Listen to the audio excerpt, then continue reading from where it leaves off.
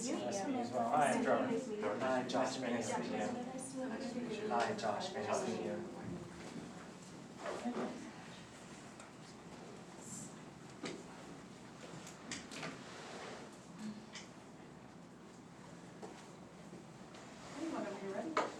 So good morning, everyone. We are Team Titan, and we are here today to present to you our company venture for MaxiNet into Latin America.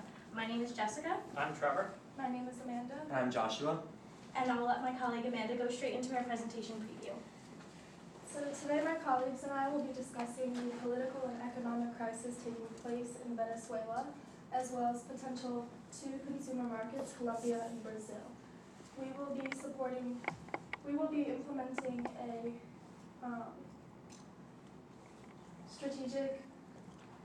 strategic alliance between MaxiNet and the diaper manufacturer located in Brazil, Evergreen. We will support this through financial forecasts, consumer demographics, and consumer behaviors. I will now pass it over to my colleague. Continuing on to the Venezuela overview, Venezuela is in a current 79% of Venezuelans currently have no running water due to the political and economic crisis within this country. Because of this political and economic crisis, since 2016, poverty has increased from 48.4% to a drastic 87%, which means more than half of the Venezuelan population is living in poverty. Because of this, there's been hyperinflation raising up to 282,973%, which is an extremely drastic number for inflation. There's increasingly poor health care, unfortunately resulting in 15 out of 1,000 childbirths to end in child mortality. We will also be explaining the political contest between Maduro and Guaido. And now we will continue. Yeah. Excellent. Thank you, Jess. So this is a map that essentially showcases throughout the world what countries are supporting which ruler in Venezuela. The red countries are backing Maduro, and the blue countries are backing Guaido. Now, I would like to hone in on two countries on this map, Colombia and Brazil, which we'll be talking about throughout our presentation. As we can see, Colombia and Brazil are both supporting Guaido, but I would like to discuss a difference between the two.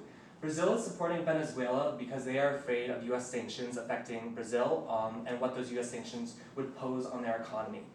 The Brazil president has supported Maduro in the past, which is why the border between Venezuela and Brazil has remained open, which is a key aspect of our strategy in implementing a strategic alliance with a diaper manufacturer in Brazil, which we will talk about throughout our presentation as well. Now, the difference between Colombia and Brazil is, again, the Colombia and Venezuela border is closed. However, as discussing on the next slide, Amanda will touch on the Venezuelan exodus and why we are focusing on Brazil and Colombia as potential markets. So in terms of the Venezuelan exodus, 4 million Venezuelan refugees have left the country.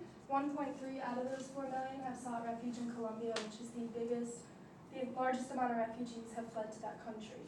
Now, it is important to recognize that the reason we have chosen not to directly infiltrate Colombia is because they are already infiltrated by MaxiNet. So I will pass it on to my colleague Jess, who will explain their operations occurring. So as Amanda mentioned, MaxiNet already has a pre-established brand within the Colombia market. So currently, MaxiNet is involved in several industries throughout the Colombian market, including the food and beverage industry, in which their main seller is Marken Top Ramen Noodles, followed by they're in the beauty and hygiene industry, as well as the home industry. And now to continue into our further strategy, my colleague Josh will be explaining our mission, objective, and strategy of utilizing this country. Excellent. Thank you, Jess. So our mission is essentially to provide service to Venezuelan citizens impacted by the humanitarian crisis. So we know that the political instability and the humanitarian crisis in Venezuela is not a very opportune market at this time, and so our strategy is building up the countries that are neighboring it in order to wait for an opportune time when Guaido, who is gaining more and more traction in regards to moving the government into a democracy, would provide us with that opportunity to move in from Colombia and move in from Brazil to better infiltrate the Venezuelan market. So our objective is to improve MaxiNet's financial and strategic position in Latin America by building up Colombia and building up Brazil. And our strategy is to use the income generated by pairing with a strategic alliance in Brazil to then send donations in the terms of diapers, healthcare products, into Venezuela to grow brand awareness and then use the income generated in Brazil to send donations over into Colombia, where Venezuelan refugee camps are beginning to gain more and more traction. As Amanda previously stated, 1.3 million Venezuelans are seeking refuge there. So if we are able to impact those markets with a brand awareness, wait for an opportune time, take a long-term approach like MaxiNet has in the past, and move into Venezuela, both from Brazil over the open border, and then through Colombia when democracy is infiltrated or implemented in Venezuela, we believe that is a correct approach to doing that. This would also provide us without having to rely on donations, so we would not have to get into the legalities of relying on that unsustainable income from those donations, so we would use income generated through our strategic alliance to send donations at first into Venezuela and Colombia to then gain brand awareness and traction. So moving on, Jess is now going to discuss Brazil demographics. So just to kind of dig a little bit deeper into the actual Brazilian consumer demographics, Brazil is not only the largest country in geographic South America, but is also the largest country in cultural Latin America. So because of this, the population exceeds over 211 million within this country, and it is listed as the 5th largest country in the world, not only by population, but overall area and size. Currently, there are 62 people inhabiting the area per square mile. The largest city is Sao Paulo with 11.9 residents. The average birth rate among families within Brazil is about 2 children per woman, which brings us to an average of about 4 or 5 individuals in one family income. So the highest population density locations, which would be our optimal locations for our expansion strategies, would be Recife, Rio de Janeiro, and Sao Paulo. So to continue on to more of the Brazilian consumer behavior, currently 75% of Brazilians are looking for ways to save money and live a more cost-effective lifestyle. Currently, 1/3 of Brazilian consumers stick with their favorite brands, and 19% of these consumers like to shop around at different retail stores to find their favorite brands and products for cheaper prices. However, 14% of these consumers will ultimately just wait until their favorite brands go on sale before purchase. 60% of Brazilians won't trade back to a more expensive brand once they've found a cheaper alternative they prefer.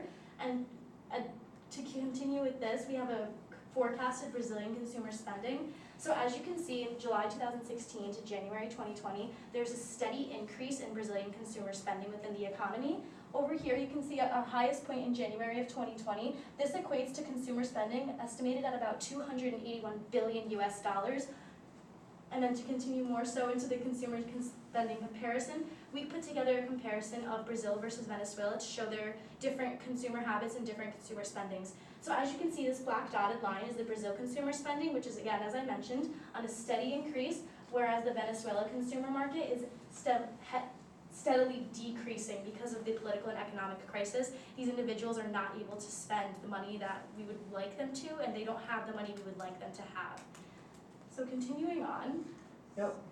So now I'm going to discuss the forecasted diaper volume, as volume is one of the most important characteristics for MaxiNet, high volume, low price. So essentially from 2010, and we forecasted that to 2023, in 2023 there should be 347.5 million kilograms, which equates to about 38,000 tons of diapers sold. Now this is important because going back to the last slide, as we can see the consumer spending comparison, people are spending more, but how does that really equate to a lower priced good? Essentially, people are buying higher volume, which is shown on this slide. That volume is increasing. Now moving on to the next slide, and diaper revenue.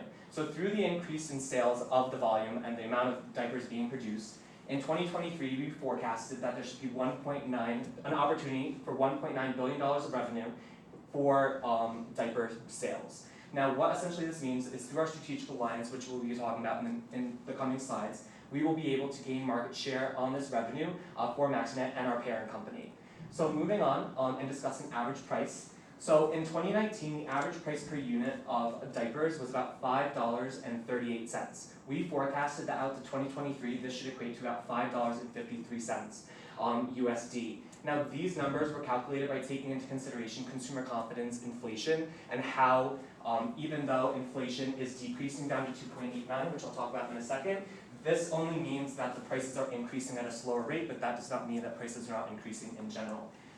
The price is also impacted through the Brazilian average monthly income. So in July of 2019, we saw about a $12 US increase in the average monthly income for families. This is also represented in the forecasted average price per unit of a diaper, which is increasing for the next few years.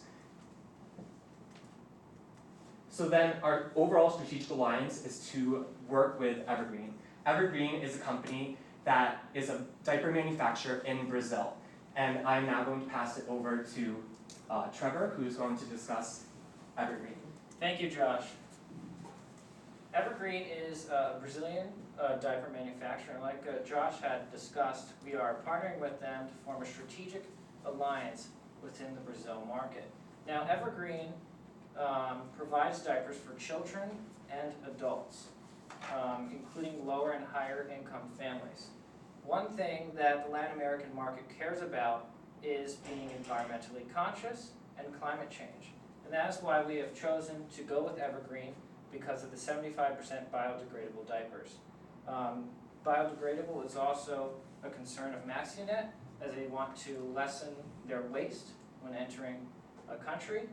Evergreen also produces standard diaper types, which market towards the lower income consumer within Colombia and Brazil. Moving on to the strategic alliance. Our partnerships, we're forming a global strategic alliance with Evergreen, as I stated in the previous slide, and the benefits of the partnership. MaxiNet can expand into Brazil, a very large market, part of the BRICS economies, emerging economies throughout the world. And through expanding into Brazil, they can increase their brand awareness in Colombia and Venezuela. And Brazil is a foundation for MaxiNet, creating a sustainable source of income in the Latin American markets. And a benefit to Evergreen in this strategic alliance is that MaxiNet would be giving them access to the United States market in return. And as you can see up here, the United States market is worth around $6 billion, and the Brazil market is $1.6 billion. And then moving down to market research and building brand awareness via the open border, which is why we chose to locate in Brazil, accessing that relationship in the open border to generate income in Brazil, and then donate into the Venezuelan market, building brand awareness. And now I'll move on to my colleague, Josh.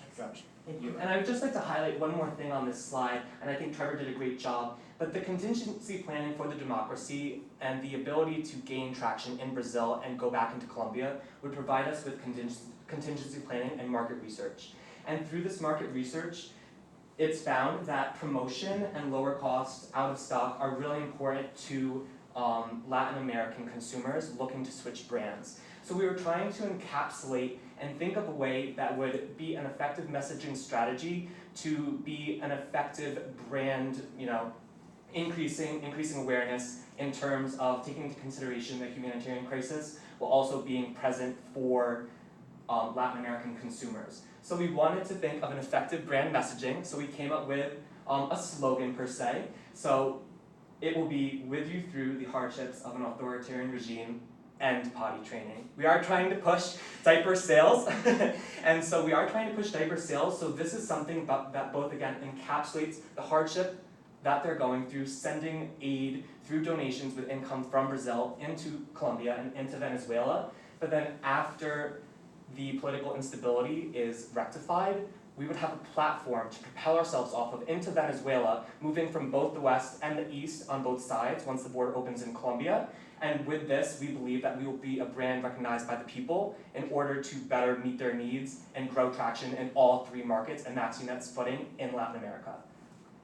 So moving on, I'm going to pass it off to Trevor, who's going to recap our presentation. Thank you, Josh. In recapping our presentation, we discussed the company venture into Latin America, specifically the expansion to Brazil, and then further into the Venezuelan market as it opens up. We expect in the future that Guaira will take power in the near future, and that will provide an opportunity for MaxiNet and Evergreen to move into the market. We believe that authoritarian regimes are not a sustainable form of government, and that has been proven through history. We believe that democracy is the most sustainable form of government, being so capitalism and a market economy. At this time, we would like to thank you all for your time for taking our presentation into consideration this morning and open up our question panel. So, I'll give you a 1 minute warning. It'll be 8 minutes. Okay, thank you. Thank you for your presentation. question I had was, you guys said you're gonna go into Brazil and have a strategic partnership with the Brazilian manufacturer to go to that marketplace. What gives you the confidence that you can, I mean, it's a competitive marketplace, right, Brazil?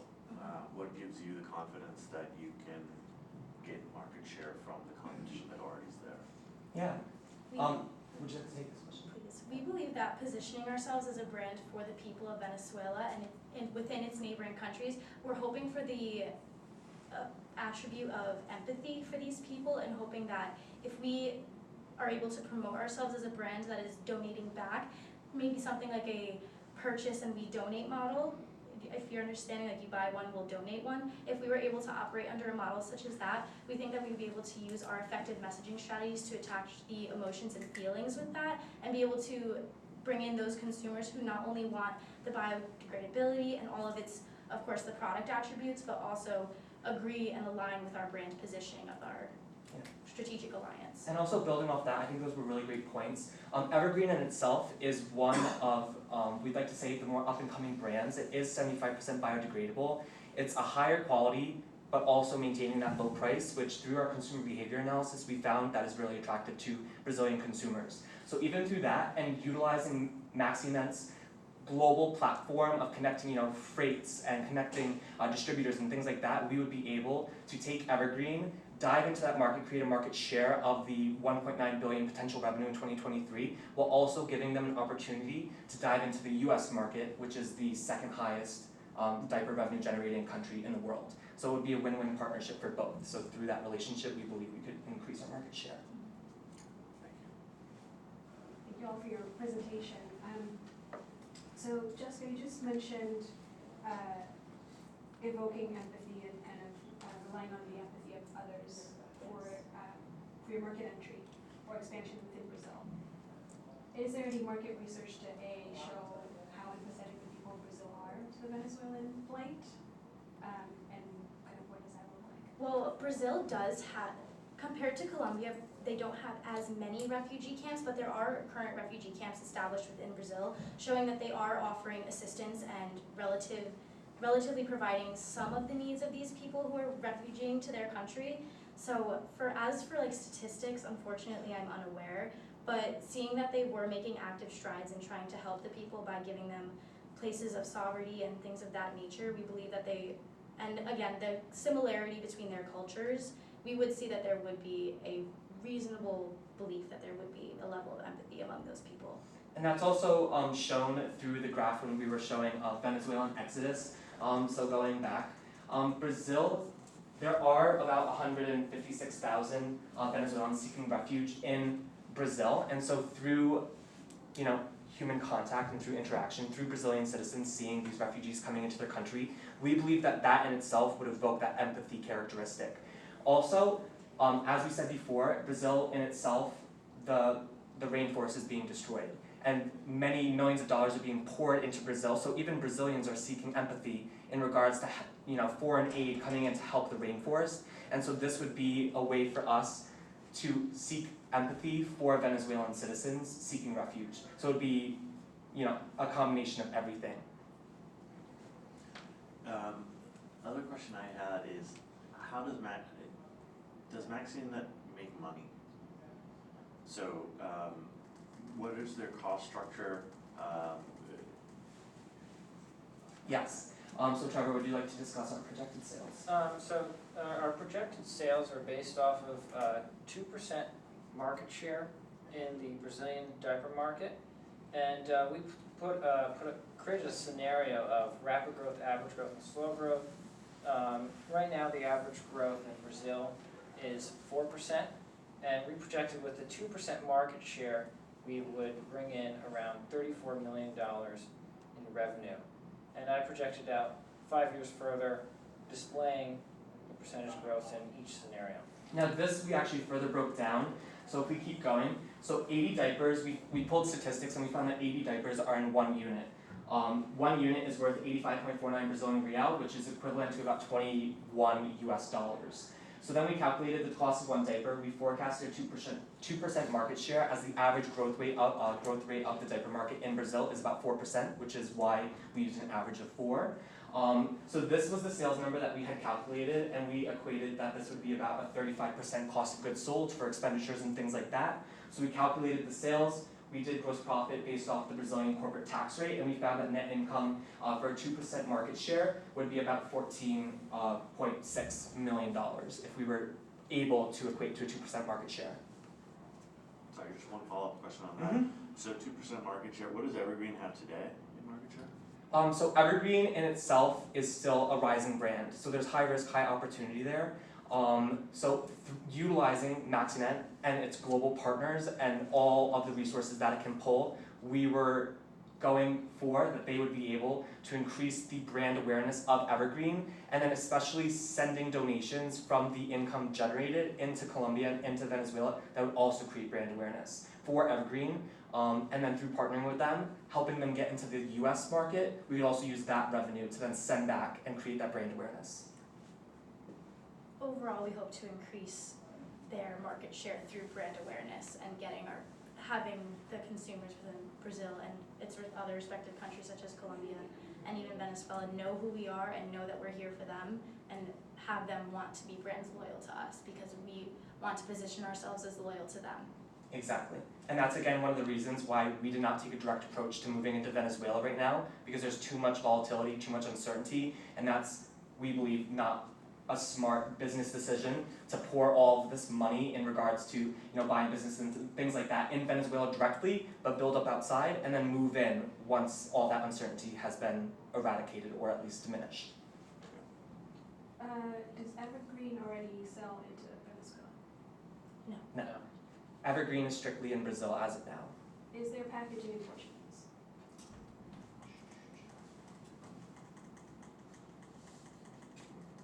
Yes, actually, it is. Their brand slogan is in Portuguese. Their brand operates under a Portuguese language. And then there is a difference in language, and so we would work with them to try and change the language. How much would that cost you in your strategic alliance? That is a great question. As of packaging, we believe that that would be included in the cost of goods sold percentage. However, there again might be there will be an additional fee upfront that we believe we could utilize or take out from revenue generated in the US. So it would be more upfront cost, but then we would take a long-term approach, and we believe once the environment and stability of Venezuela subdues and comes to a calmer relation, we can make that revenue back.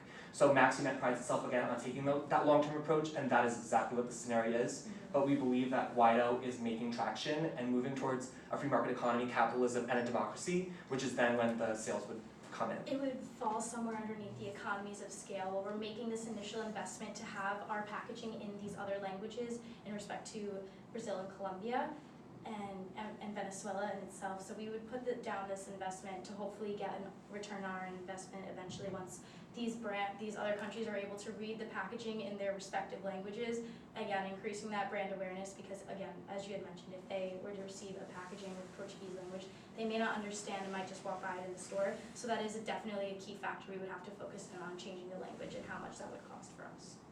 I know we're done, just one quick comment. Great job, guys. In your P&L, just make sure you put in marketing costs, because your whole thing is dependent on brand awareness. And that doesn't happen like that, and it's expensive. So make sure that's in there, and make sure the donations that you're sending out to Venezuela are in there too. Great. Excellent. Thank you. And it would be nice to see your slogan in Spanish, because not everything translates. You don't want to insult somebody Yes. when you hit Google Translate. Yes, definitely. Very good point. Thank you guys very much. Thank you very Thank much. you.